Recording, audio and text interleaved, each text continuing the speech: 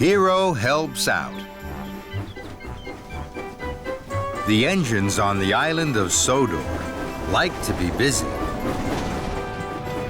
They heave and haul. They huff and puff. And most of all, they like to please Sir Topham Hatt. One morning, Hiro chuffed into Knapford Station.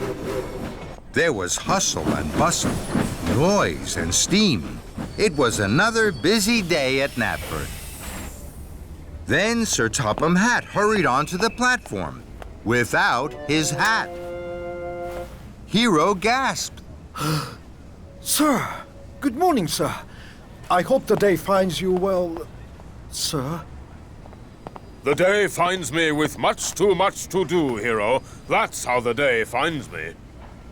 I can see, sir.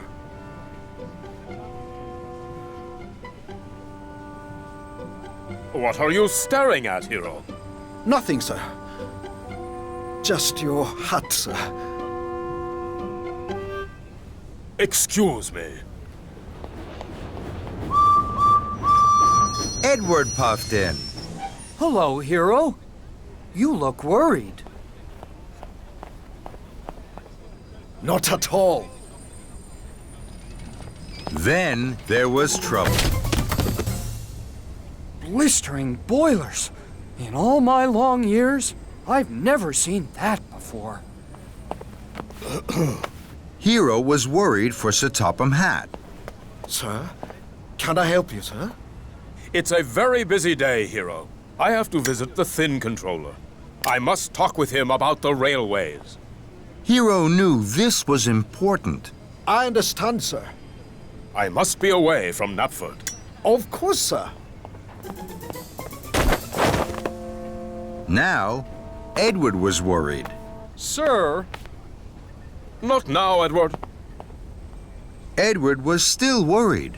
I have to pick up visitors from Brendam Docks. I don't know where to take them. Hiro didn't know where the visitors should go either, but he didn't want to bother Sir Topham Hatt. Then, an idea flew into his funnel. Take them to the hills, Edward. They will enjoy the hills. So, Edward puffed away to Brendam Docks and the hills. Hiro felt happy. He was master of the railway, as he liked to be. Hiro puffed up to the water tower. Thomas was there. He was taking on water. Hello, Thomas. Hello, Hiro. Where are you going, Thomas? To Knapford.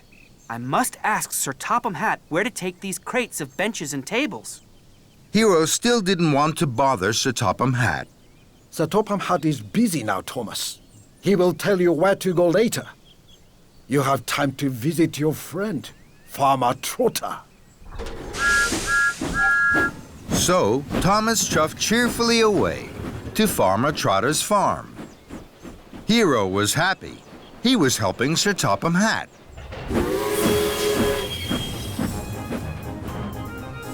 Hiro steamed up to a junction. Percy was there.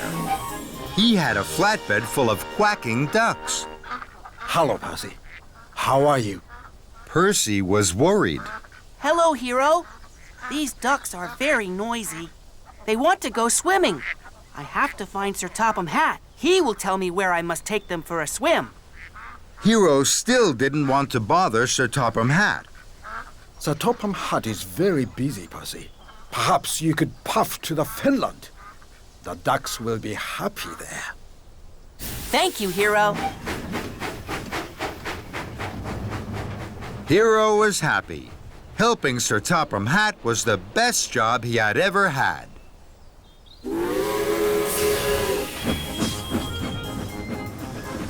Hiro huffed happily to a crossing. Sir Topham Hatt was there. Hiro, while I was with the Thin Controller, I heard worrying news. Farmer McCall is waiting for his ducks. There are no tables or benches for the concert at tea time, and Edward is late for a concert at the town hall. Hiro gasped. Sir Topham Hatt was cross. Sir Topham Hatt was cross with him, and it was all his fault. Hiro felt worse than ever. He had been master of the railway, and now he was master of the muddle. I'm sorry, sir. I'm very sorry, sir. I knew you were very busy. I wanted to help, so I told the engines what to do. I didn't want to bother you, sir. Sir Topham Hatt gasped. You didn't want to bother me. I am controller of the railway. Nothing is more important to me than my engines being really useful. Hiro gulped. I know that now, sir. I'm not master of the railway. I'm master of the muddle. I can put this right. Please give me time. And Hiro wheezed quickly away. Hiro found Edward in the hills. Hello, Hiro. My visitors are very happy. Good, Edward. But now, you must take the visitors to Knapford Station. Sir Topham Hatt will give you your orders. I thought we weren't to bother Sir Topham Hatt, Hiro. I was wrong, Edward. Sir Topham Hatt didn't want that at all. And Hiro steamed swiftly away. Hiro whooshed up to Farmer Trotter's farm. Hello, Thomas. Hello, Hiro. I'm having a wonderful time with the piglets. Good, Thomas, my friend. But now, you must puff as fast as you can to Knapford. Sir Topham Hatt is waiting with orders for you. I thought we weren't to bother Sir Topham Hatt, Hiro. I was wrong, Thomas. Sir Topham Hatt didn't want that at all. Bye, Hiro. Hiro clickety-clacked onto the Fenland track. Percy was there. The ducks were swimming happily. Hello, Percy. Hello, Hiro. The ducks are very happy. I'm pleased to hear that, Percy. But now, you must take the ducks to Knapford. Sir Topham Hatt has orders for you. I thought we weren't to bother Sir Topham Hatt. I was wrong, Percy. Sir Topham Hatt didn't want that at all. But how can I get the ducks back into their crates? I will help you, Percy. Hiro blew his whistle. It sounded like a duck quacking. The ducks flapped and flew into their crates. Thank you, Hiro.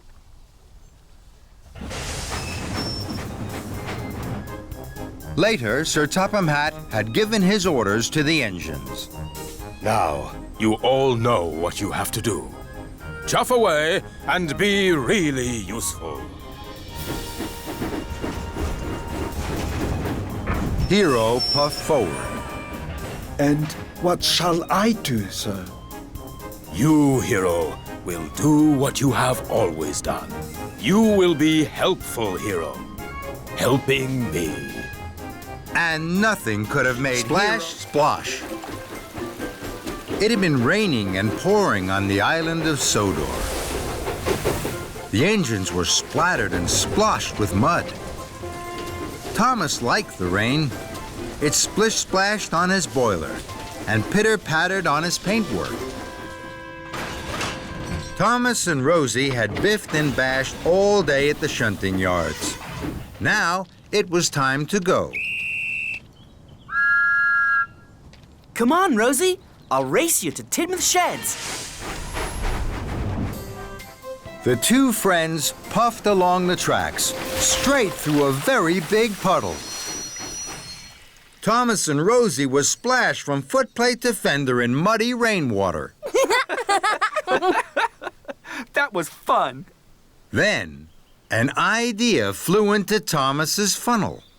Thomas reversed slowly. Then he pumped his pistons. Here I come, Rosie. Splish, splash, splosh! That's a good game.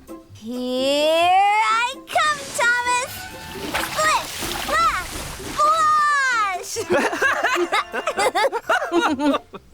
Muddy water splattered everywhere. Then Sir Topham Hatt arrived. He had some important news. Alicia Botti is to sing at a concert in the town hall. The concert will be followed by a grand tea. That's exciting. What fun! Thomas, you must go straight to the washdown. Then you are to collect Miss Botti and myself from Druzья station. We will be waiting for you. Yes, sir.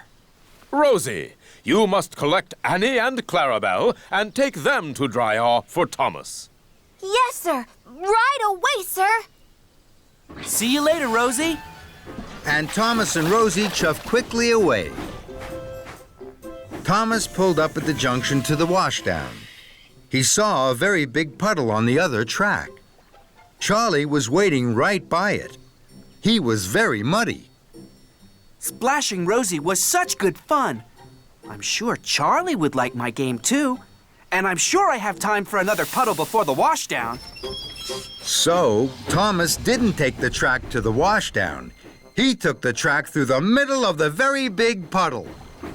Here I come, Charlie! Splish, splash, splosh! Bust my buffers! That's a good game! Thomas huffed happily on. Hooray! This is fun. Now, Thomas wanted to find more puddles. He couldn't wait to play his game with other engines. At the next junction, Thomas waited to chuff left to the washdown. Then, he saw a very big puddle on the right track. Emily was waiting. Emily's muddy already. I'm sure she'd like my game, and I'm sure I have time for another puddle before the washdown. Here I come, Emily! Splish, splash, splosh! Muddy rainwater had splooshed all over Emily, and all over Emily's flower cars. Fizzling fireboxes! I have to take this flour to the bakery to make the cakes for Alicia Botti's tea. Now Thomas has ruined it. Thomas didn't know he had splashed Emily's flower cars. This is fun. Splish, splash, splosh. I'll soon need a wash. And Thomas chuffed on, chuckling. At the next junction, Thomas waited to chuff to the washdown. Then he saw a very big puddle right beside James. James is muddy already. I'm sure he'd like my game, and I'm sure I have time for just one more puddle before the washdown. Here I come, James! Splish, splash, splosh! And Thomas steamed away laughing. Muddy rainwater had splooshed all over James, and all over the ripe strawberries on his flatbed. Blistering boilers! These strawberries were for Alicia Botti's cakes! Now they're ruined. Thomas didn't know he had splashed James's strawberries. This is fun. Splish, splash, splosh. I'll soon need a wash. And Thomas puffed on happily. Thomas chuffed up to the next junction. Now it was getting late. I know there'll be a very big puddle along the track by the river. I'm sure I have time for one last puddle before the washdown. So Thomas took the left track that went along the river. Ahead of him was a very big puddle. My, this is the biggest puddle ever. Here I come. Splish, splash, splosh! Then there was trouble. Muddy water flew high into the air and splooshed down all over Alicia Botti and Sir Topham Hatt. Thomas! Thomas screeched to a stop and reversed slowly. He saw that he had splish, splash, splashed Alicia Botti and Sir Topham Hatt. Cinders and ashes.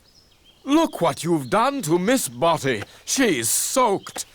Also, Thomas, I hear from the dairy manager that you ruined the flour and strawberries for Miss Botti's grand tea. This is a disaster. Thomas felt terrible. He tried to puff forward, but he couldn't. Oh, no. The big puddle had put out his firebox. This game isn't fun anymore. It's all gone wrong. Then, Thomas heard Rosie's whistle. Rosie, please help me. I've splish-splash-splashed into trouble. Oh, dear, Thomas. Of course I will. Don't worry.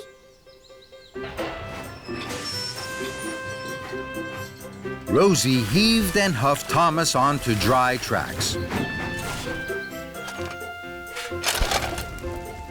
With my dry coal, Thomas, your boiler will soon be bubbling. Thank you, Rosie. Now, I can't go to collect Sir Topham Hatt and Alicia Body. Would you take my special for me? Of course I will. I'll go right away. Later, Thomas was once more steaming happily. He pulled up at a junction. There was a very big puddle on the right track. Look at that big puddle. It's perfect for splish-splash-sploshing. No, I'm not going to splish-splash-splosh anymore. I must make sure that Alicia Body's grand tea is on time. And Thomas puffed along the left track to the bakery and away from the big puddle. Thomas arrived just as James and Emily had delivered fresh strawberries and flour to the bakery. Your silly game means we'll be late for the concert. No, you won't. I'll wait here for the cakes. Then I'll deliver them. You can go to the washdown, then you'll both be clean for the concert. Thank you, Thomas. Now I'll be shiny and best, and gleam more than the rest. Thomas puffed in with the fresh strawberry cakes for the grand tea. You're just in time, Thomas. Thank you, sir. I'm sorry I caused confusion and delay. Rosie puffed up to Thomas. I found another puddle. It's perfect for our game. We can play again. No thank you, Rosie. I think I've done enough splish-splash-sploshing for one day. Double trouble.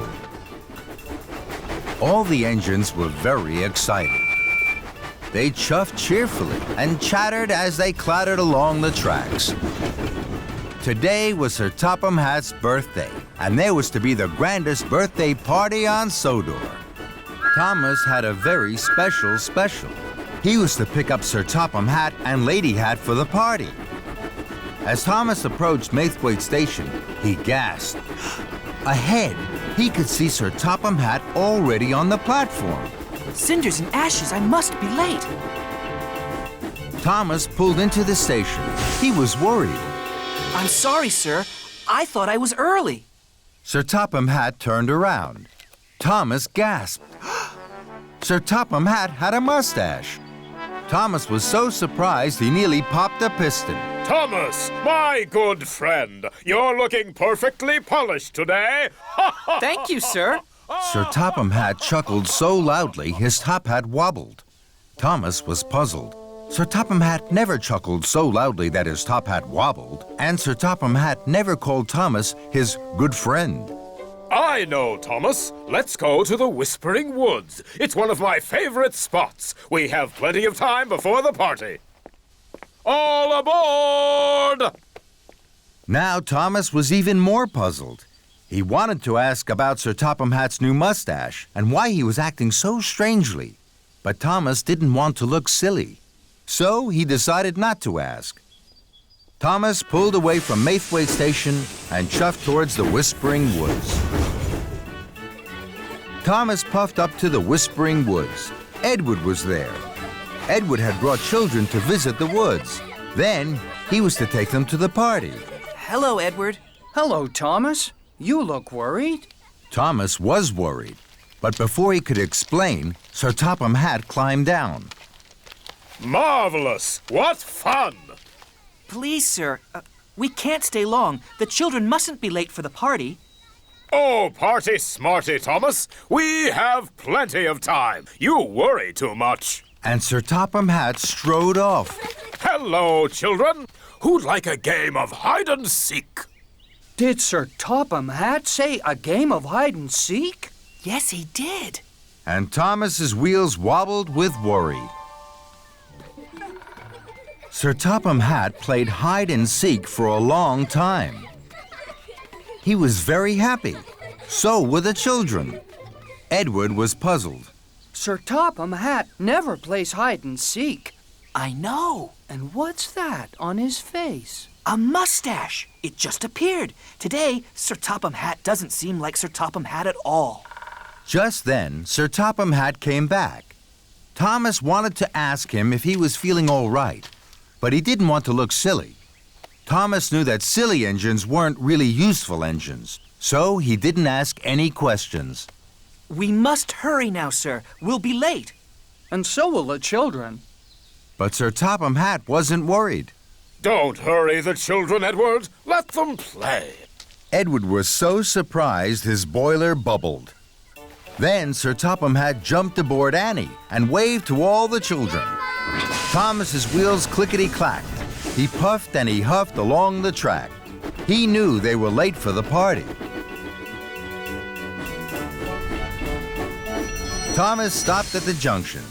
Suddenly, Sir Topham Hatt jumped out of Annie and climbed up to the signal box. I won't be a moment, Thomas. Thomas was amazed.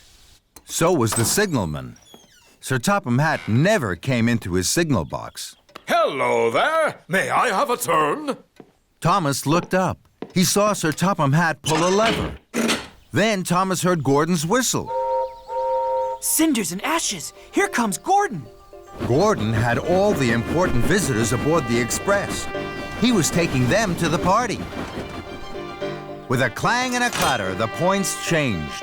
Gordon and the express were no longer on the express track. They were now on a branch line heading away from the party. Thomas heard Sir Topham Hatt whoop for joy. Hooray! Fizzling fireboxes. I must ask Sir Topham Hatt why he's being so strange. But when Sir Topham Hatt came down from the signal box, Thomas didn't say anything. He still didn't want to look silly. What fun! All aboard, Thomas!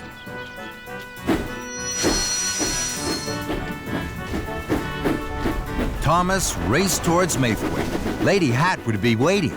They were very late. Thomas was worried. First, Sir Topham Hatt had a mustache. Next, he wanted to play hide-and-seek with the children. Then he sent Gordon off the express line and away from the party. Sir Topham Hatt is acting very strangely indeed. Thomas puffed into Maithwaite. The station master was cross. Thomas, you're late. Sir Topham and Lady Hatt had to go to the party and Bertie the bus. But Bertie hasn't arrived at the party. Neither have the children or the very important visitors. Thomas was puzzled. If Sir Topham Hatt is on Bertie, then who's on board Annie? Just then, Thomas's passengers stepped down.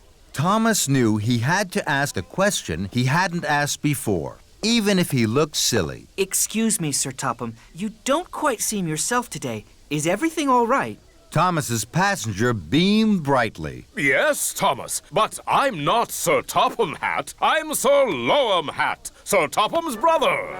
Thomas was amazed. That explained everything. But he wished now that he had asked his question earlier. Now there was no time to waste if he wanted to be a really useful engine. Bertie must have broken down. We must find him right away. Sir Topham Hatt's brother was very excited. Hooray! Another game of hide and seek! Now Thomas was stern. No, Sir Loam Hatt. I have to work hard and quickly. Otherwise, your brother's party will be spoiled. So Loam boarded Annie, and Thomas puffed away. Thomas found Bertie the bus. Smoke billowed from his engine. Bertie looked very unhappy. So did Sir Topham and Lady Hatt. Thomas, where have you been? Just then, Sir Topham Hatt's brother stepped down from Annie. Sir Topham Hatt sighed. Oh, no, Loam. Have you been up to your old tricks again? Absolutely right, Topham. I've been having a wonderful time with Thomas. Sir Topham Hatt didn't think this was funny at all. Loam, you have caused confusion and delay. We must hurry. Thomas delivered Sir Topham Hatt, his brother, and Lady Hatt to the party just in time. The party looked grand. But Thomas couldn't stay. He had work to do. First, Thomas chuffed to the Whispering Woods. Edward was very happy to see Thomas. Go straight to the party with the children, Edward. Sir Topham Hatt is waiting.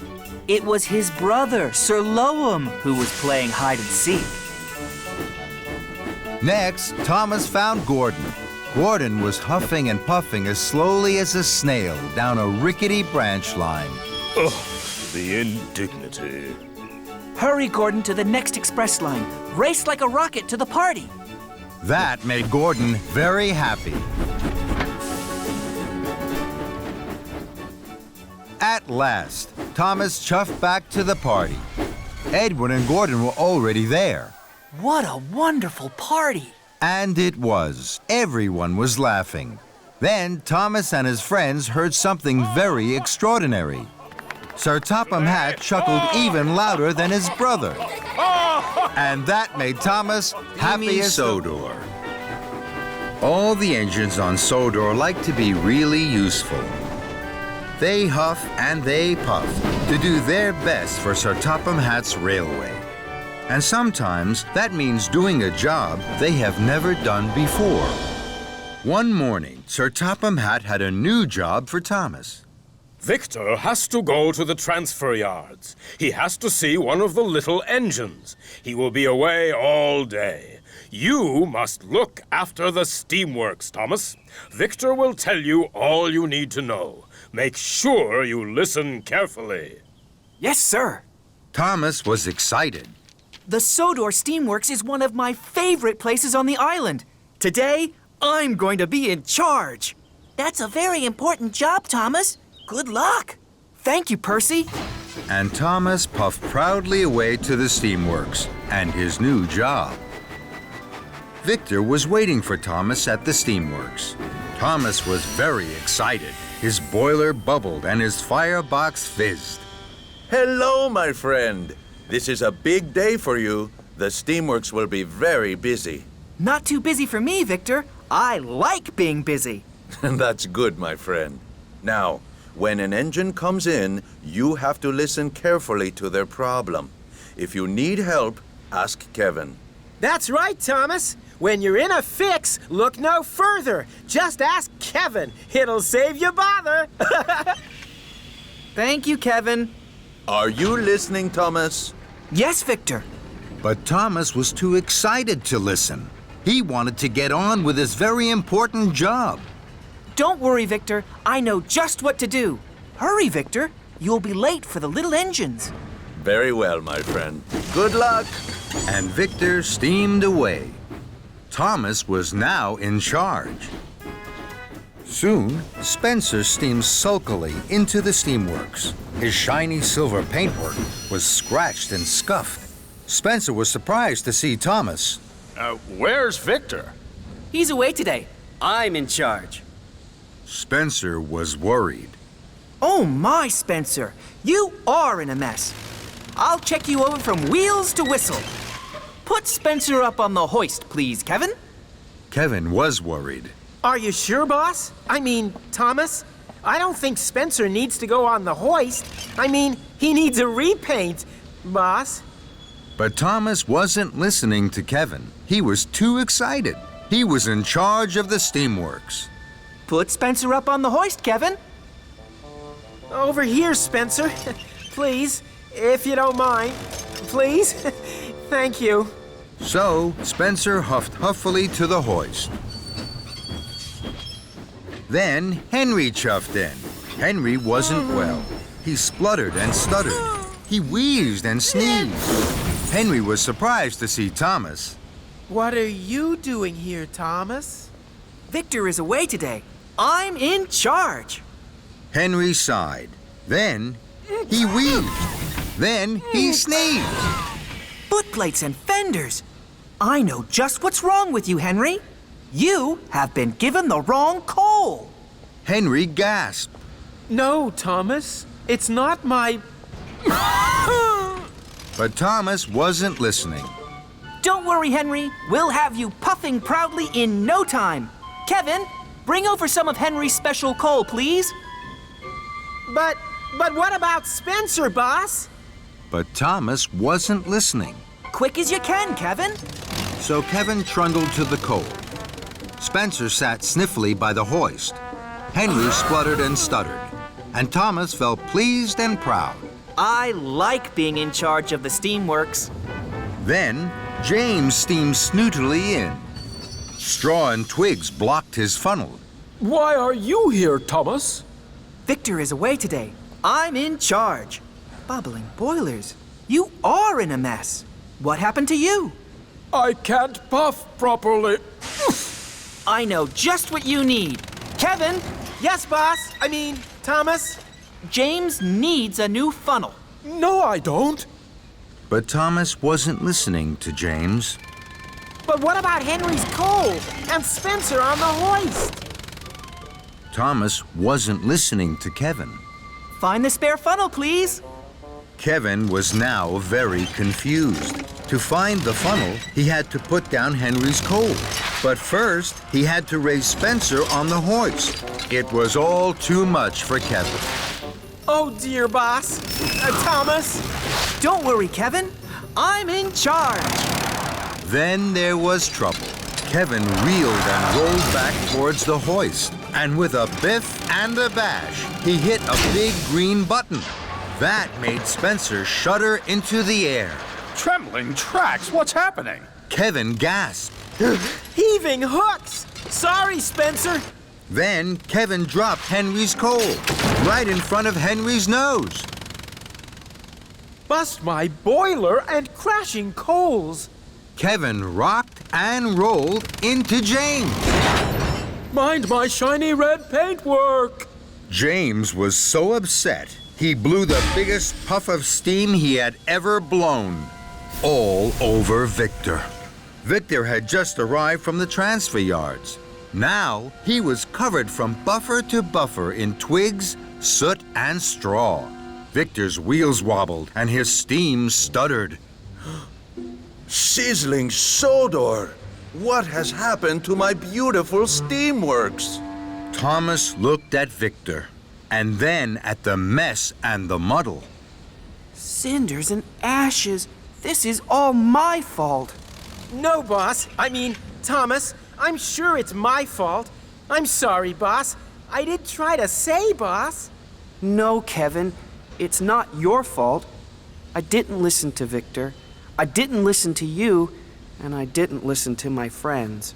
I was too excited and too silly. I think, my friend, you are right. What will you do now? I'm sorry to all of you. Now I'll listen to you, and I'll make sure you're all fixed properly. So, Victor and Thomas went first to Spencer. I don't need checking from wheels to whistle. I need new paint for my scuffs and scratches.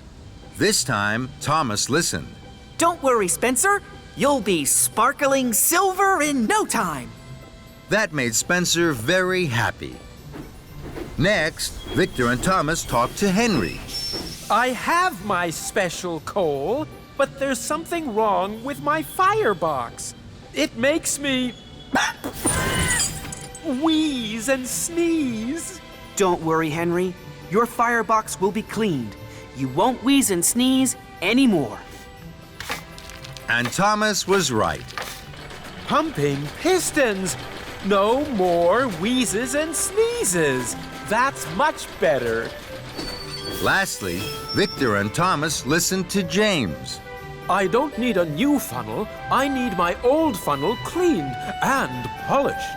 James, you will have the most perfectly polished funnel on Sodor. James's funnel was shining like the sun. James smiled from fender to footplate. Soon, all the engines were fixed. They were ready to be really useful again. Well done, my friend. Time to go home. Not quite, Victor. It's time to say thank you to Kevin. Anytime, boss. Thomas. And everyone laughed and laughed and laughed. It was a bright blue morning on the island of Sodor. It was the day of the Sodor Kite Festival. Soon the sky would be full of kites of all shapes and colors. The engines were very excited about the kite festival. Thomas was the most excited of all because Thomas liked kites best of all. Thomas puffed into Brendam Docks. He had a very special.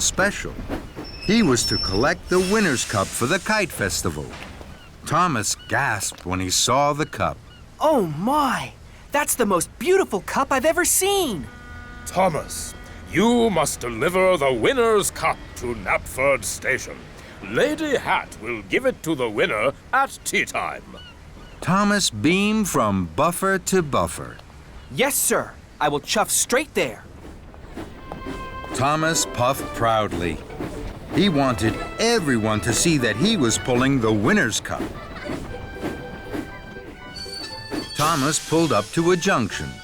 High in the sky, above the treetops, he saw a kite. Fizzling fireboxes. What a wonderful kite. I hope I will see it again. Thomas huffed and chuffed to the top of Gordon's Hill. Then he gasped. There's that wonderful kite again. The kite belonged to Sir Topham Hatt's grandchildren. They wanted to win the cup at the kite festival. Charlie puffed up. Look at that kite swoop through the air! Look, there's Thomas! Suddenly, a gust of wind pulled at the kite. The kite flew up, and away. Sir Topham Hatt's grandchildren watched. They were very sad. Thomas wanted to help them. Don't be sad. I'll chase after your kite and bring it back to you. This made the children very happy. I'm the fastest engine on Sodor. I can catch up with your kite. I'll help you, Thomas. No, thank you, Charlie. I'm much faster than you. I can chase this kite all by myself. So, Thomas didn't go straight to Knapford with the winner's cup. He chuffed off, chasing Sir Topham Hatt's grandchildren's runaway kite. The wind blew the kite far down the tracks. Thomas whooshed and wheeshed. His boiler bubbled. His coal crackled. I must keep up with the runaway kite. I'll puff and I'll huff with all of my might. I'm the fastest engine on Sodor. Then, the wind blew the kite out of sight. Where has the kite gone? Hello, Thomas. You're huffing hard. Hello, Edward. I'm chasing Sir Topham Hatt's grandchildren's kite. How exciting. Can I help? No, thank you, Edward. I'm the fastest engine on Sodor. I can chase their kite all by myself. At last, Thomas caught up with the kite. He was excited.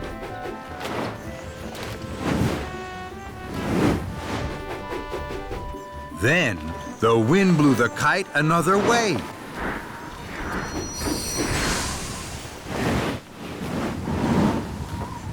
Cinders and ashes, come back, Mr. Kite, please.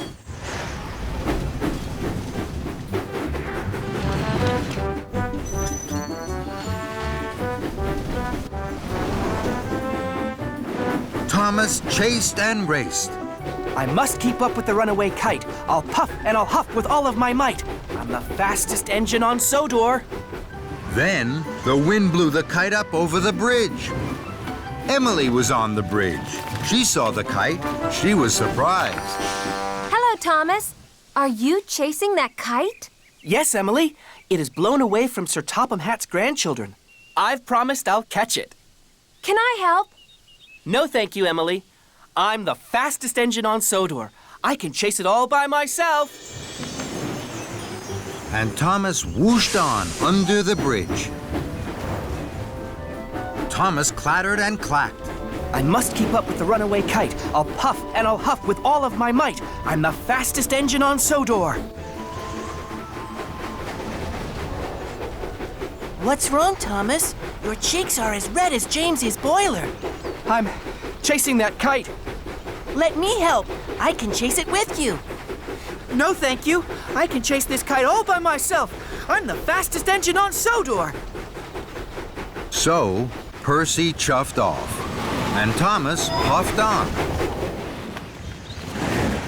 At last, the wind dropped. The kite landed in front of Thomas near a junction. Thomas was pleased. Bubbling boilers, I've caught up with you now, Mr. Kite. Thomas whooshed across the junction towards the kite. Then there was trouble. Thomas started juddering and jittering. The flame in Thomas's firebox flickered and fizzled out. Thomas had burned all his coal chasing the runaway kite. Oh my! Oh no! I've run out of coal! Then the wind blew again. The kite flew high in the sky and was gone. I can't puff anymore. I can't chase the kite. I'm not the fastest engine on Sodor. I've broken my promise to the children, and I haven't delivered the winner's cup to Knapford Station. Thomas felt terrible. It's all my fault. Suddenly, Thomas heard an engine chuffing around the corner. It was Charlie. What's wrong, Thomas? I ran out of coal trying to chase the kite. I thought you were the fastest engine on Sodor. I'm not. I was silly to think I could catch the kite on my own. Will you help me, Charlie? Of course I will, Thomas. Charlie gave Thomas some of his coal. Soon, Thomas's firebox was burning brightly. Thank you, Charlie. I'm late. I must deliver the winner's cup to Knapford Station. Can you look for the kite, please? With all my huff and chuff, Thomas. So, Thomas puffed to Knapford with the winner's cup. On his way to Knapford, Thomas stopped at a junction. Percy, Emily, and Edward were waiting. You look sad, Thomas. I didn't catch Sir Topham Hatt's grandchildren's kite. Will you all help me? Of course we will, Thomas. Right away. With no delay. Thomas's friends were happy to help him, and Thomas was happy to be helped. Thomas arrived at Knapford Station with the winner's cup. Sir Topham Hatt's grandchildren raced over. Hi, Thomas. They hoped Thomas had found their kite. I haven't found your kite, but all my friends are looking for it now. Come with me. So, the children climbed cheerfully on board. Thomas puffed to a junction. Suddenly, the kite flew in front of Thomas. There's the kite. Emily, Percy, Edward, and Charlie chuffed to the junction. The kite danced between them. Then, it caught its tail on the signal. Hooray! We've caught the kite! The engines tooted, the children cheered. With the help of my friends, we caught the kite. And later that day, at the Kite Festival, Sir Topham Hatt's grandchildren's kite danced best of all, as the wind blew it high up in the sky. And Thomas smiled. It was the spring holiday on Sodor. There was to be a party for the children at the Duke and Duchess's new summer house. All the engines were very excited and very busy. Thomas chuffed cheerfully into the docks. James and Henry were passing through. Good morning, James. Good morning, Henry. Where are you puffing to? I'm taking these straw bales to the summer house for the children to climb on. I'm taking wood to make a stage for the children's show and barrels of lemonade to drink. How wonderful. I'll see you later at the summer house.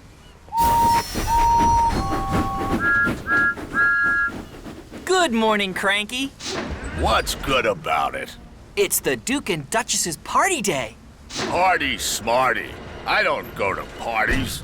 I'm stuck here loading and unloading all day.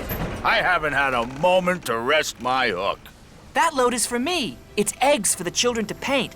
Hurry up, Cranky.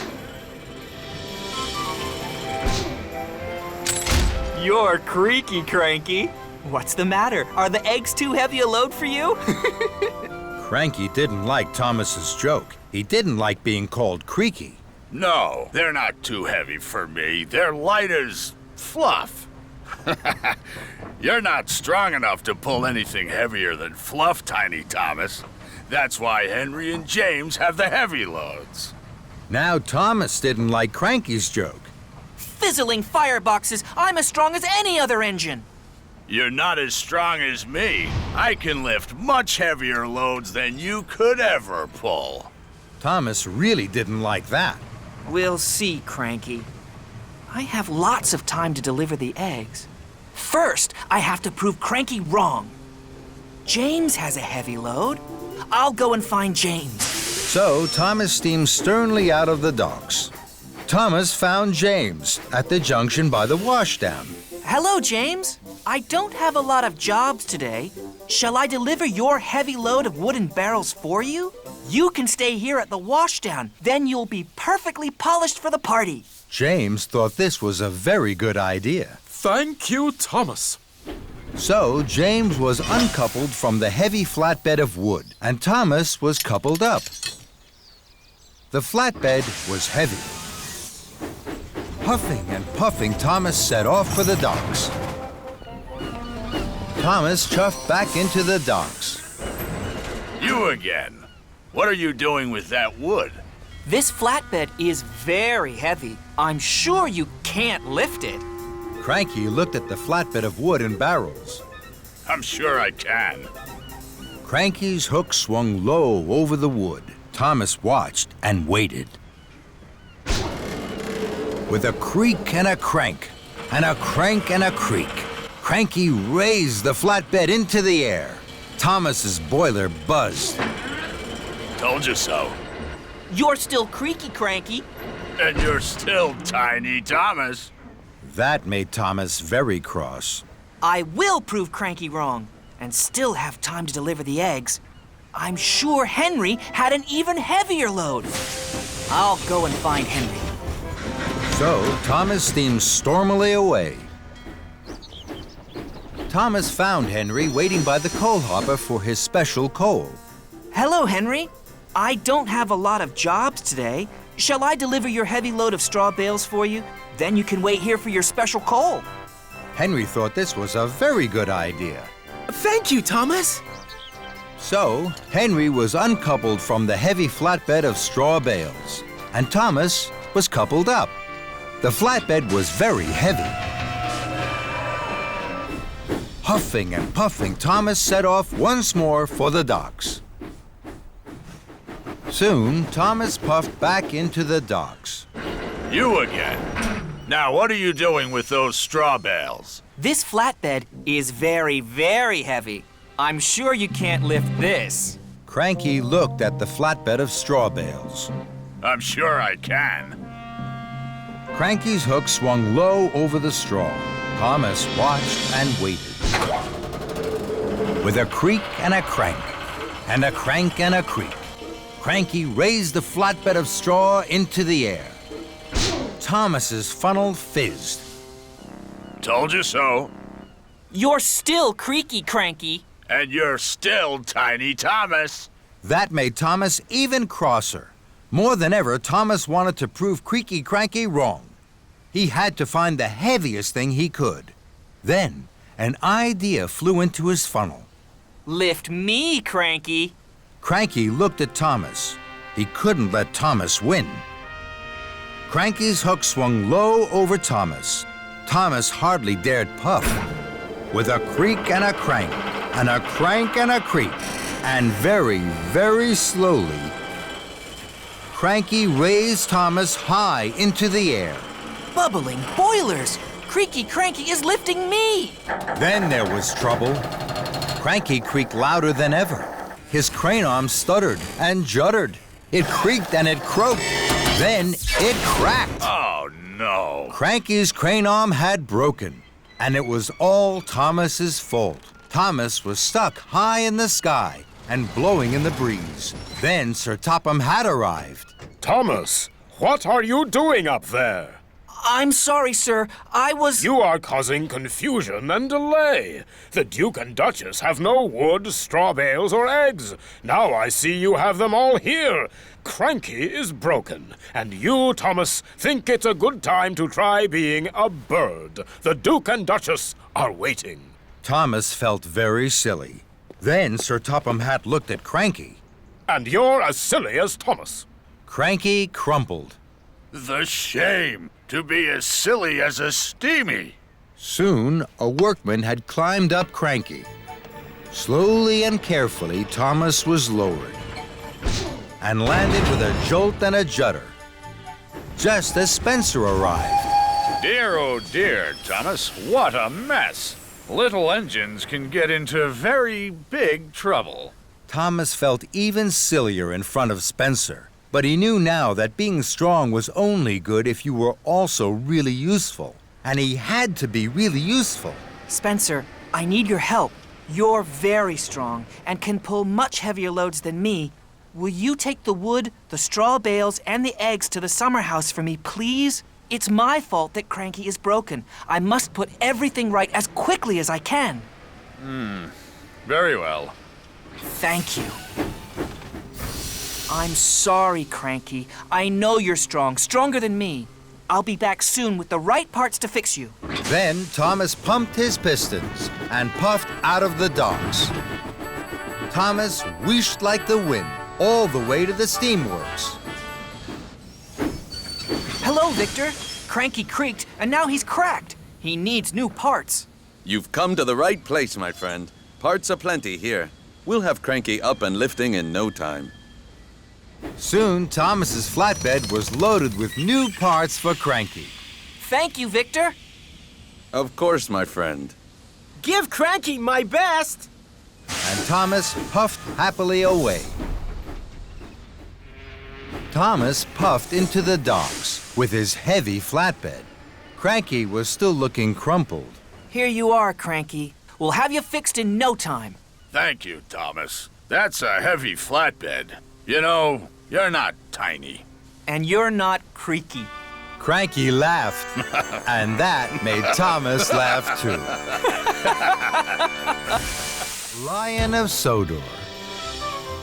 It was a beautiful day on the island of Sodor. The sky was blue and the sun was shining brightly. Thomas was chuffing cheerfully to Brendam Docks. He felt very happy. Thomas had to collect a special, but he didn't know what it was. Hello, Cranky. Is my special ready? Yes, it is. The mayor is waiting for it at Knapford. You must puff very carefully. Thomas was puzzled. What is it, Cranky? It's the Lion of Sodor. Cinders and ashes. How exciting. I promise to take extra special care of it. I've never carried a real live lion before. When Cranky heard this, he was surprised. No, Thomas, the Lion of Sodor isn't a... But Thomas was too excited to listen to Cranky. He was already puffing proudly out of the docks. Thomas puffed happily along. Then he met Henry. Hello, Thomas. You look happy. What's your special? It's a lion. Bust my buffers. That's exciting. I only have sticky syrup to deliver. Suddenly, an idea flew into Thomas's funnel. I promised to take extra special care of my lion. I think he might really like sticky syrup. Could I have some for him, Henry? Of course. Thomas's engineer poured some sticky syrup into the lion's crate. Thank you, Henry. I have to hurry now. The mayor is waiting for the Lion of Sodor. Henry was surprised. Fizzling fireboxes! Thomas has made a mistake! Stop, Thomas! The Lion of Sodor isn't a... But Thomas didn't stop, and he didn't listen. Next, Thomas met Edward. Hello, Thomas. You look happy. What's your special? It's a lion.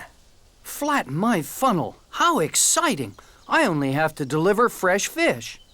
I think my lion would really like fresh fish. May I have some for him, Edward? Of course. So Thomas's driver put some fresh fish into the lion's crate. Thank you, Edward. I must hurry now. The mayor is waiting for the Lion of Sodor. Edward was surprised.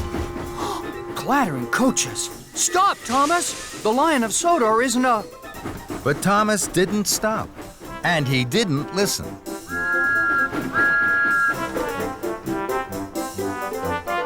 Then Thomas saw Toby. Hello, Thomas. You look happy. What's your special? It's a lion. Buff, my boiler, how exciting. I only have straw in my freight cars. I'm sure my lion would really like some soft straw to lie on. May I have some for him, Toby? Of course. So Thomas's driver put some soft straw into the lion's crate. Thank you, Toby. I really have to hurry. The mayor will be waiting for the Lion of Sodor. Toby was surprised. Uh-oh, trembling trucks. Stop, Thomas! The Lion of Sodor isn't a... But Thomas didn't stop, and he didn't listen. Thomas's pistons pumped and his wheels whirred. He couldn't wait to deliver his lion. He chuffed his hardest and raced on towards Knapford Station. At last, Thomas puffed proudly into Knapford. Sir Topham Hatt was there. So were the other engines. I'm very excited, Thomas. This is a big day. The Lion of Sodor is here. Thomas was uncoupled from the flatbed, and he pulled away to join the other engines. The workman carefully opened the lion's crate.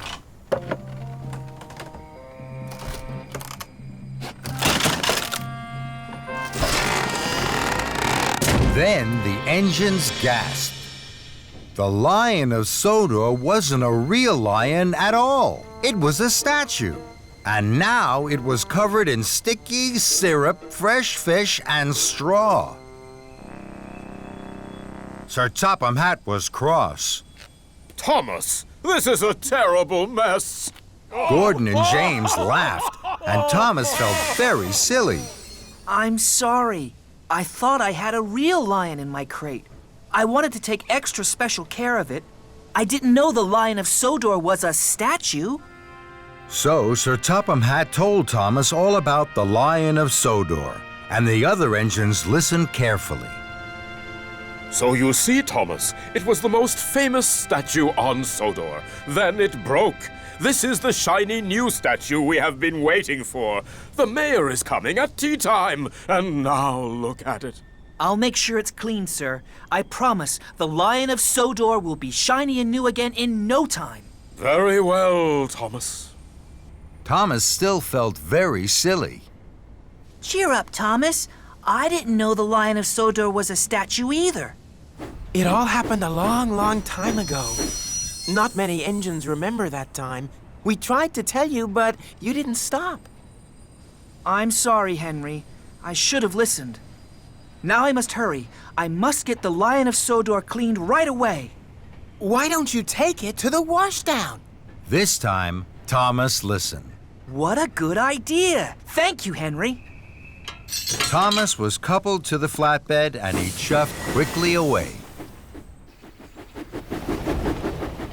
Thomas took the Lion of Sodor to the washdown.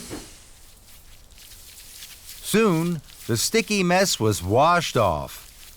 That looks much better, Thomas. But now the statue isn't shiny. Take it to the steamworks, Thomas. They'll polish it until it sparkles and shines. This time, Thomas listened. Thank you, Edward. That's a very good idea. Victor will know just what to do. And Thomas puffed quickly away.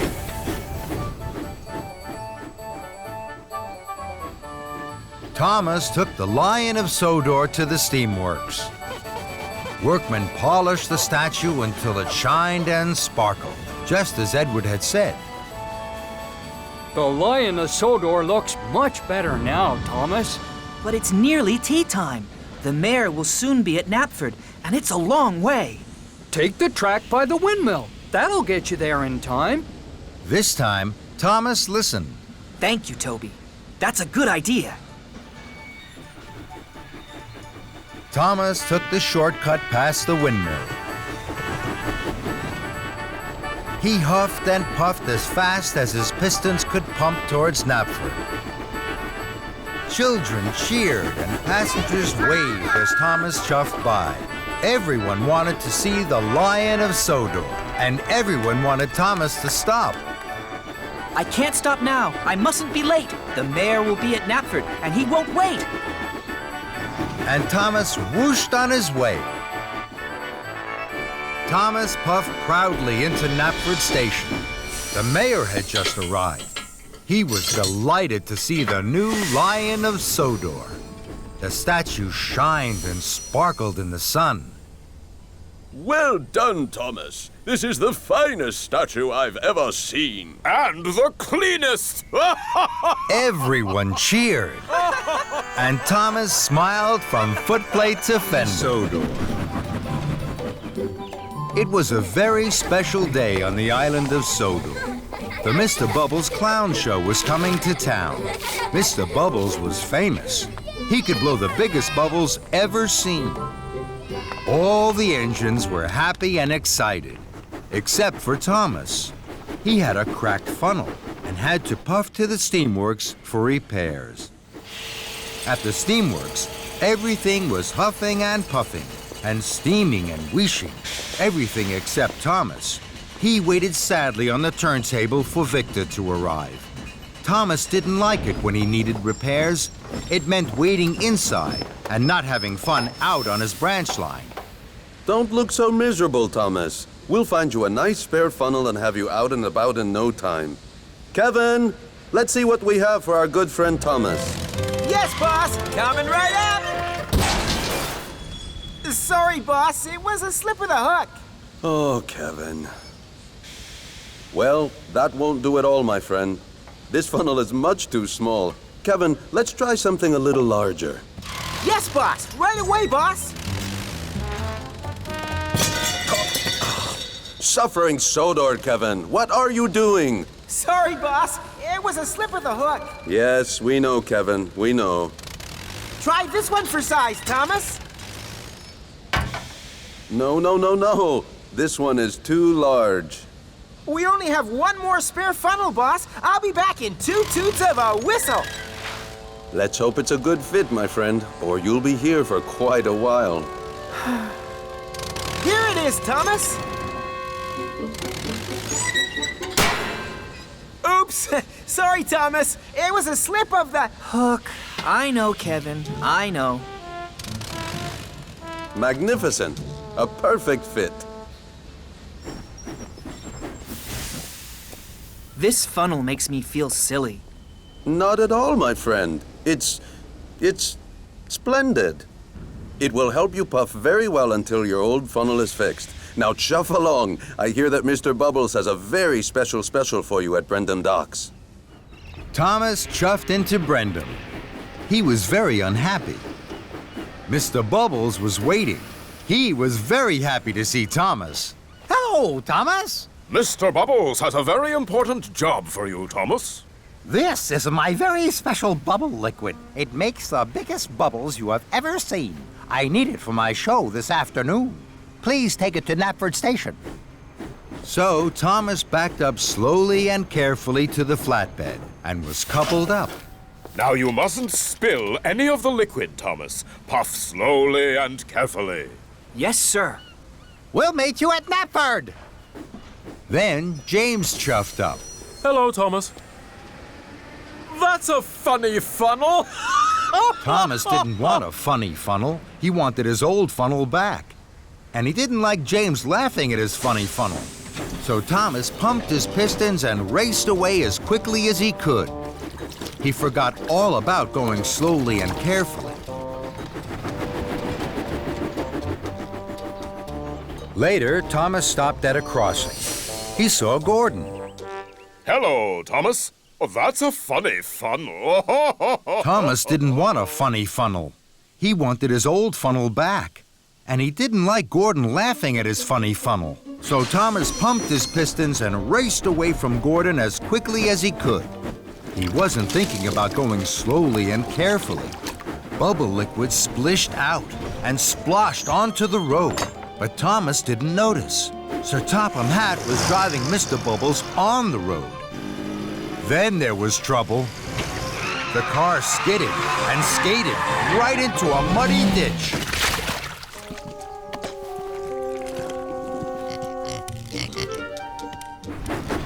Thomas raced on.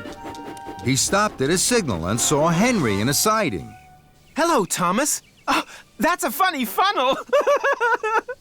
Thomas didn't want a funny funnel. He wanted his old funnel back. And he didn't like Henry laughing at his funny funnel. So Thomas pumped his pistons and raced away from Henry as quickly as he could. He still wasn't thinking about going slowly and carefully. Sir Topham Hatt and Mr. Bubbles drove toward a bridge. Slow down, Thomas! You're spilling my bubble liquid! But Thomas didn't hear them. More bubble liquid splished out and splashed onto the road. Sir Topham Hatt's car skidded and skated right into a haystack. But Thomas didn't notice. He went even faster. And so did Sir Topham Hatt and Mr. Bubbles.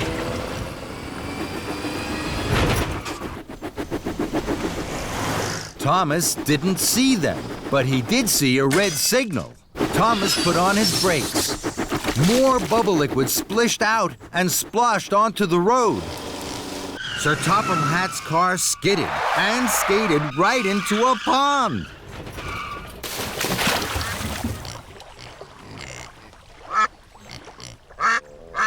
But Thomas was too worried about his funny funnel to notice. He raced on towards Knapford. At last, Thomas puffed into Knapford, just as Sir Topham Hatt and Mr. Bubbles arrived. Sir Topham Hatt was very cross. Thomas, you were going much too fast. The special bubble liquid splished and splashed out of the tank. And now the tank is empty. And it's almost time for my show to start. The children will be very disappointed. Thomas felt terrible. I'm sorry, sir. The only special bubble liquid left is at Brendam Docks. Now, there isn't time to pick it up before the show. Yes, there is. I'm sure I can puff to Brendam and back in time for your show. Very well, Thomas. But this time, you must be careful. Yes, sir. Thank you, sir. And Thomas chuffed quickly away. Soon, Thomas arrived back at Brendam Docks. A new tank of bubble liquid was loaded onto his flatbed, and Thomas puffed carefully away. Thomas saw Edward at a crossing. Hello, Thomas. That's a funny funnel. Thomas didn't like Edward laughing at his funny funnel. But this time, Thomas didn't pump his pistons and race away from Edward as quickly as he could. He chuffed carefully on to Knapford. Then, Thomas puffed past some children. The children saw his funny funnel. They were excited. They thought Thomas was going to be part of Mr. Bubbles' show. Thomas was surprised. He gave the children an extra loud toot. The children laughed even more. Thomas liked to see the children laughing. They're laughing at my funny funnel. It makes them happy. And that made Thomas happy. Thomas steamed back into Knapford. The children cheered. Well done, Thomas. You haven't spilled one drop of my special bubble liquid. And you're just in time for my show. Later, the children clapped and cheered at the Mr. Bubbles Clown Show. They had never seen such big bubbles. Then the children spotted that Thomas's funny funnel looked just like Mr. Bubbles' hat. Thank you, Thomas. The funniest engine on Sodor. Soon, everyone was laughing, and Thomas most of all. All the engines on the island of Sodor are very happy. They are all pleased to work on Sir Topham Hatt's railway. There is always something new and exciting to look forward to. Like the day the famous singer Alicia Botti came to give a concert at the town hall. Thomas met Percy at the washdown. His boiler bubbled with pride. Hello, Percy. I have a very special. I must meet Alicia Botti at the docks. Then I have to take her straight to the town hall for a grand concert. That's exciting! I have news too. Someone else is arriving at the docks. Thomas was puzzled. Charlie, the new engine. Thomas hadn't heard about Charlie. What's so special about Charlie? He's the favorite engine of the mainland controller. Everyone says he is the most fun engine ever. Even more fun than you, Thomas. Percy chuffed cheerfully away. Bumpers and buffers. I don't think any engine is more fun than me. And Thomas puffed off to the docks, his wheels whirring with worry. Thomas collected Alicia Botti at the docks. Miss Botti looked very grand. I'm pleased to be traveling with you, Thomas. Thomas's pistons popped with pride. Then he saw Charlie. Charlie's smaller than me, and he certainly doesn't look more fun than me. Hello, are you Thomas? Yes, I am. I'm Charlie. I've heard a lot about you. You have? The engines on the mainland say you're even more fun than me. Thomas was surprised. Then Sir Topham Hatt arrived. Thomas, Charlie has a busy first day. Edward has broken down.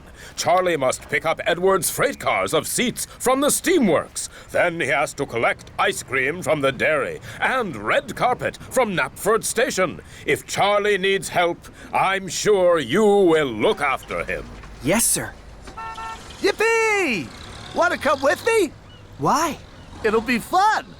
Sorry, I'm busy.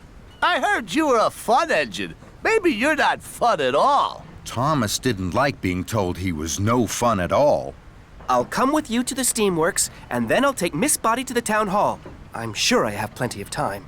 So Thomas steamed slowly towards the steamworks, and Charlie followed behind. Thomas chuffed carefully to a junction. Miss Botti smiled sweetly from her passenger car. Charlie pulled alongside. This isn't fun. I'll show you fun. Yippee! Thomas couldn't let Charlie be more fun than him.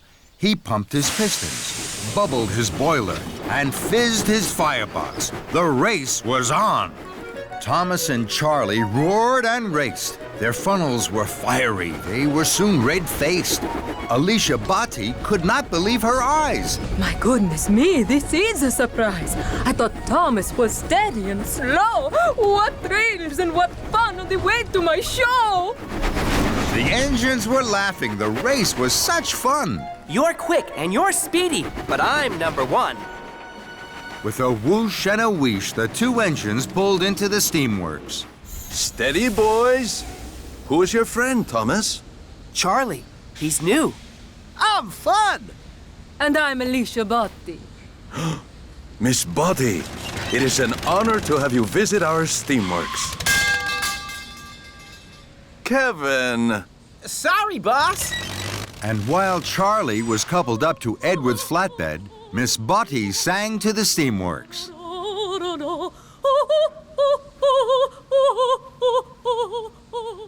Then it was time to go.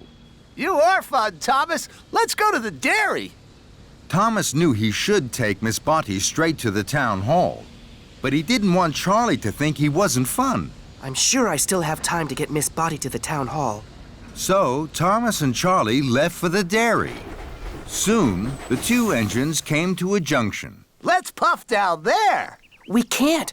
That's a bumpy track. But it'll be fun. Thomas wanted to be fun, so he followed Charlie down the bumpy track. Thomas and Charlie bounced and bumped. Alicia Botti juddered and jumped. And the couplings jiggered and jiggled, looser and looser. At last, Thomas and Charlie pulled up to the dairy. That was fun!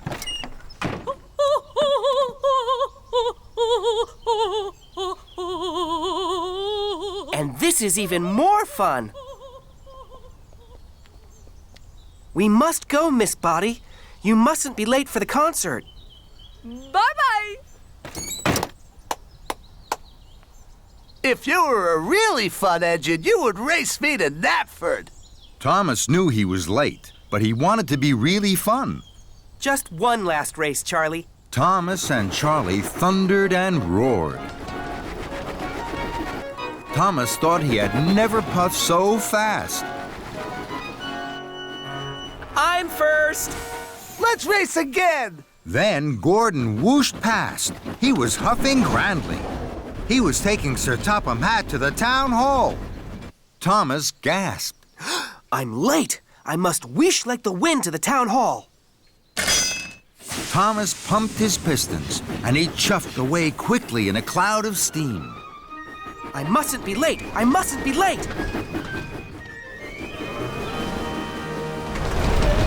Then there was trouble. Thomas didn't know that his couplings had unhooked. Thomas raced on to the town hall, alone. Thomas steamed to a stop. His cheeks were redder than James's shiny coat. Here I am, sir. Sir Topham Hatt looked hard at Thomas. Here you are, Thomas. But where are Annie and Clarabelle? And where is Miss Botty? Thomas felt terrible. He had been having fun when he should have been really useful. I'm sorry, sir. I've lost them. Sir Topham Hatt boomed. Then you had better go and find them. Thomas puffed to a junction. He had looked for Annie and Clarabelle, but he couldn't find them anywhere. Then Charlie chuffed up. He was on his way to the town hall. Hello, Charlie. I've lost Annie and Clarabelle and Miss Botty. The couplings must have come loose on the bumpy track and snapped when we were racing. Don't worry, Thomas. I have a good idea. What's that? We'll have a race. Whoever finds Annie and Clarabelle first is the #1 fun engine. Thomas was stern. He didn't think that was a good idea. No, Charlie. This isn't the time for fun. This is the time for being really useful. I have a very important job to do. And Thomas huffed away. Thomas chuffed carefully. He was very worried. Then Thomas heard singing. He smiled from buffer to buffer. That's Miss Botty singing! Hooray! Thomas found Miss Botty by the bridge. He had never heard anything as beautiful as Miss Botty's singing.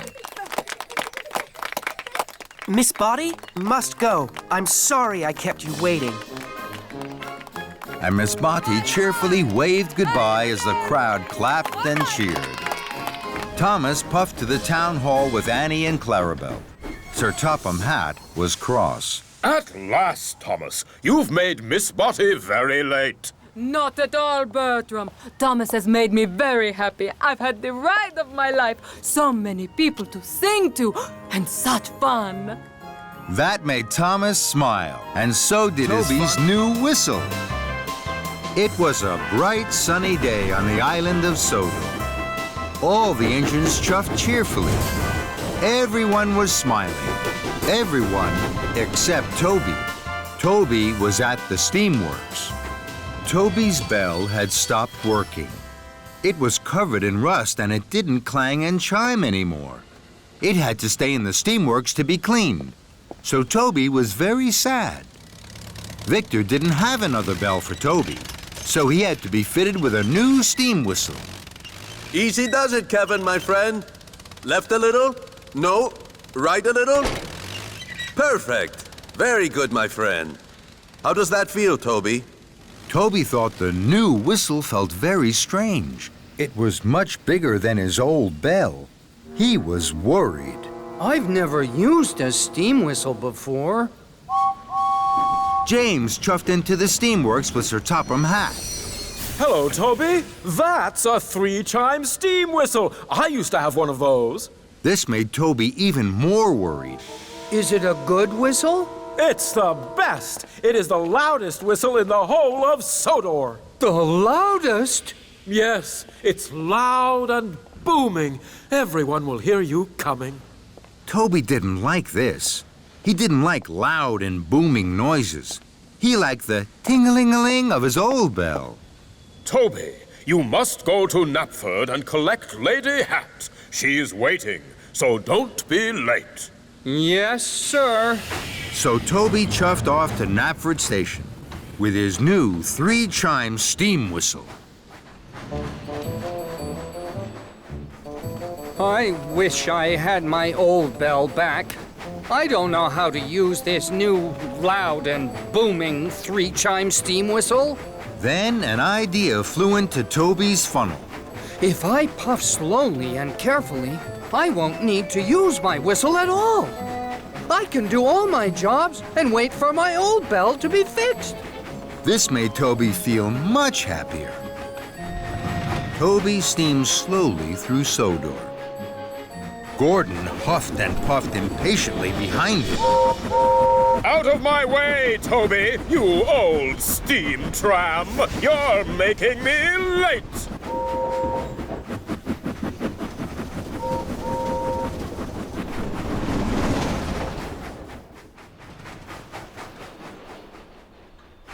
Later, some cows were on the tracks in front of Toby. He couldn't puff past them. Go away, cows, please. I need to chuff through. But the cows didn't take any notice of Toby. They didn't move. They were too busy mooing and chewing. Toby knew what he needed to do. He needed to blow his new steam whistle, but Toby was scared. I don't want to use this new 3-chime steam whistle. I wish I had my little bell back. Then another idea flew into Toby's funnel. I know what I can do. I'll get help. So, Toby reversed down the track to find help. Some farm workers were working in the field. Excuse me. Hello? Hello? The farm workers didn't hear Toby. Toby blew steam and rattled his rods. But the farm workers still didn't hear Toby. They were too far away. Bust my buffers, they can't hear me. Toby knew he should use his new steam whistle, but he was still too scared. I wish I had my little bell back. So Toby puffed on. Somewhere he had to find help. But Toby couldn't find anybody to help him. So he huffed back to the cows. I do hope the cows have gone back to their field now.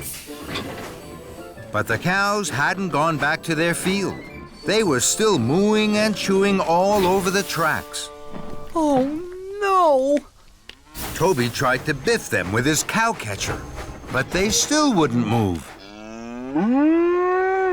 Oh, no, Henrietta! I think we're trapped. Then there was trouble.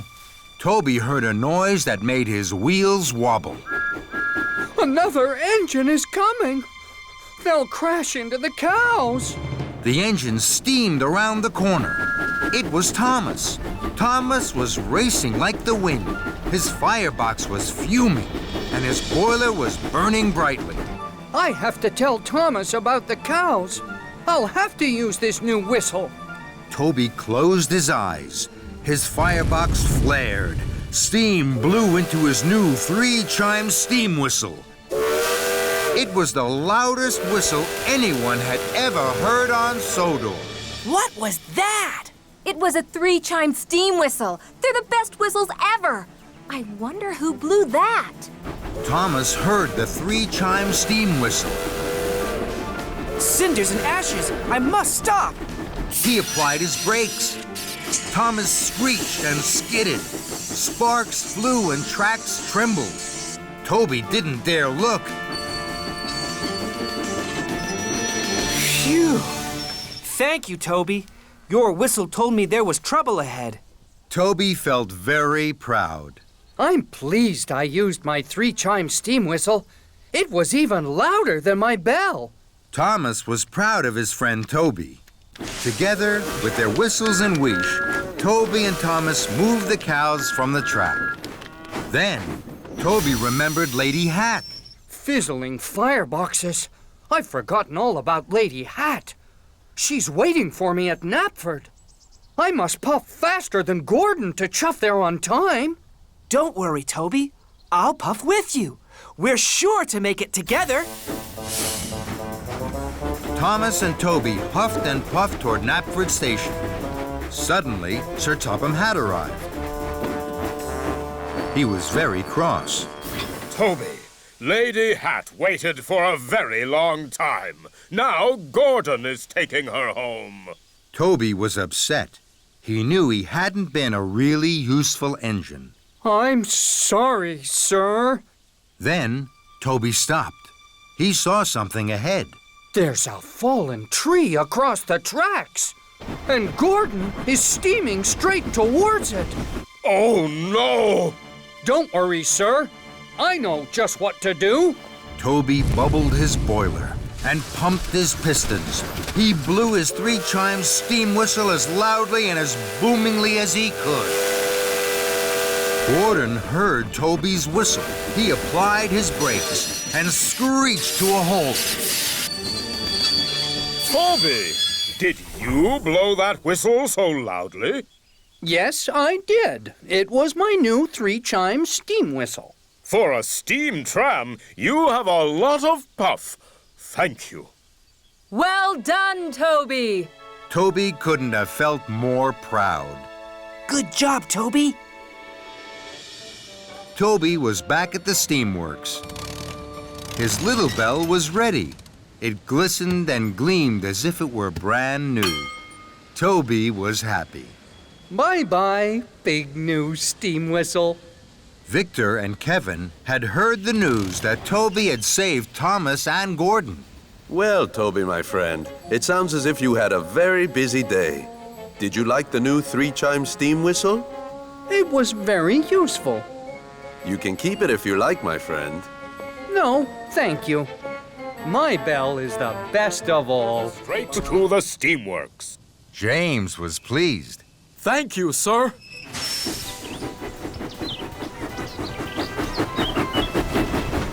I will be the smartest engine on the whole island. James whistled with pride. James puffed proudly into the steamworks. Workmen were waiting.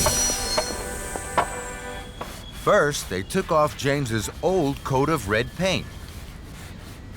Then they applied a special pink paint. The pink paint was to go under the new red coat. It was to keep the water out. Soon, James was covered from fender to firebox in bright pink paint. Just then, Sir Topham Hatt arrived. My granddaughter is having her birthday party today. Emily was to pick her up at Maithwaite Station, but she has broken down. The other engines are busy. You must collect the children and take them to the party. But, sir, I'm not ready. You're quite ready enough, James. Leave right away. The party starts at tea time. You mustn't be late. Sir Topham Hatt left. James was upset. Oh, no. Pink is a silly color. I don't want anyone to see me looking silly. James puffed up to a junction. Emily was there. She was waiting for the workmen. Cinders and ashes! You're bright pink, James. Emily laughed and laughed. Oh, no. Everyone is going to laugh at me because I'm pink. James didn't want to be laughed at. Then an idea flew into his funnel. If I see any other engines on the way to the children, I'll hide.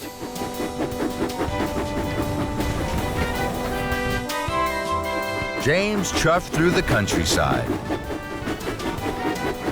Ahead, he could see Toby puffing along the track.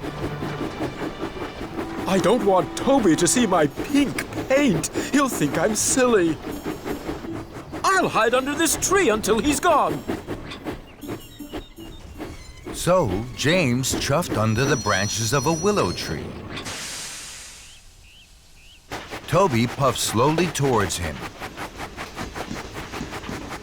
James kept as quiet as he could, so that Toby wouldn't hear him. Suddenly, James heard a whistle he knew well. It was Gordon. Clickety-clack, express on the track. With a wheesh and a whoosh and a whistling wind, Gordon thundered down the express line. The branches of the tree blew up in the air. There was James in his bright pink paint. Toby stopped. He was surprised. Fizzling fireboxes, James? You're a big pink engine. James felt very silly. He didn't like being laughed at. So he steamed swiftly away. James puffed on towards Maithwaite. I mustn't be late for the children. Then James saw Diesel. Oh no, it's Diesel. He's sure to laugh. I have to hide quickly. James saw some freight cars. They were piled high with coal. James puffed into the siding and hid behind the freight cars. This is a good hiding place. Then Diesel oiled into the siding. Fizzling fenders. Diesel had to shunt the coal cars. Diesel shunted away the cars that James was hiding behind. So James puffed to the next cars. Then Diesel shunted those away as well. Quickly, James rolled behind the last two freight cars. Then Diesel shunted them away. Oh no. Diesel was surprised. What are you doing, James? You're a big pig steamy. James felt terrible. Being laughed at by Diesel was worst of all. So James chuffed quickly away. James knew he was getting late. He had to pick up the children before tea time. I will take a shortcut through this tunnel. That way, I'm sure to chuff to Maithwaite on time. James puffed out of the tunnel. Then he heard a whistle.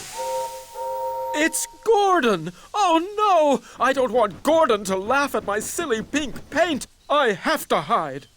So James reversed back into the tunnel and waited. Gordon pulled up to the tunnel. He could see steam. Who's hiding in there? Express coming through. Come on out.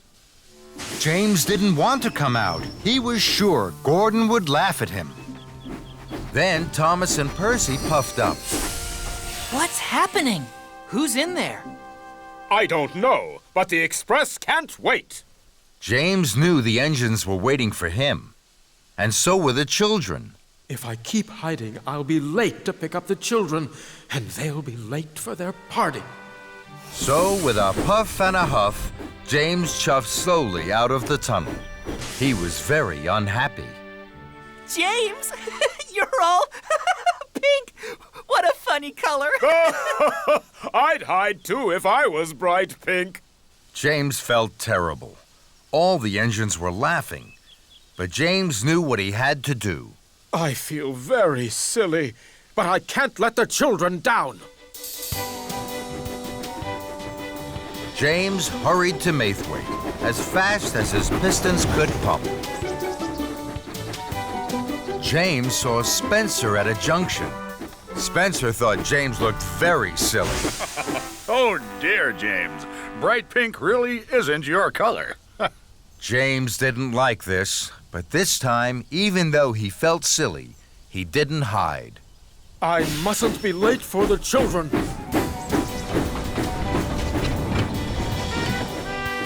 Then James saw Henry passing by.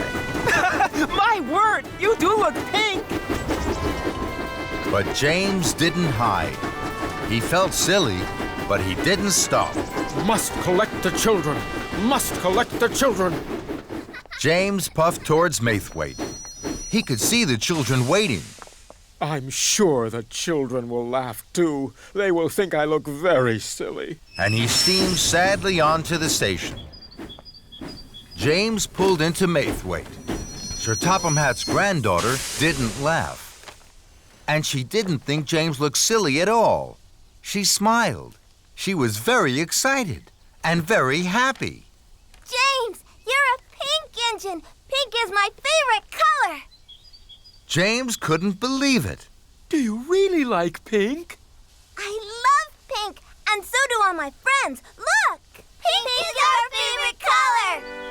James was so happy it made his boiler bubble. I'm a very lucky engine! James puffed proudly into the town hall, just in time for the party. The children laughed and clapped their hands. James, the bright pink engine, was the